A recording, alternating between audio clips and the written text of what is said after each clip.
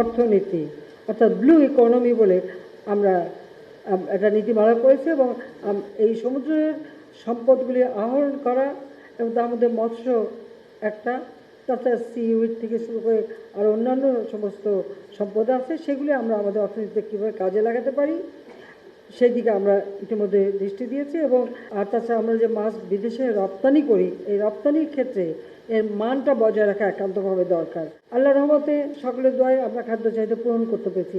এখন আমরা পুষ্টি চাহিদা পূরণের দিকে বিশেষভাবে নজর দিয়েছি। আর সেদিক থেকে এই মাছের থেকে যে পুষ্টিটা আসবে সেটা হচ্ছে সব থেকে নিরাপদ পুষ্টি আমরা পাবো। মাছ উৎপাদনে এখন আমরা তৃতীয় স্থান, এটা আমাদের যেমন জাতিসংঘের খাদ্য কৃষি সংস্থা তারা এই ঘোষণা দিয়েছে।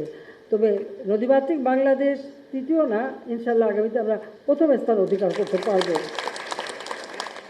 ইতিমধ্যে আমরা চাচ্ছি আমাদের যেমন বনাঞ্চল থেকে শুরু করে আমাদের পানি সম্পদ সেটাকে রক্ষা করা, এবং আমরা যত বেশি করতে পারবো। তাছাড়া প্রত্যেকের বাড়িতে ঘর পুকুর সব কিছু আছে, সেখানে মাছের চাষ করে নিজের জায়গা থেকে একটু মাছ তুলে তাজা মাছ খাওয়া, এটা একটা আলাদা মানে স্বাদ।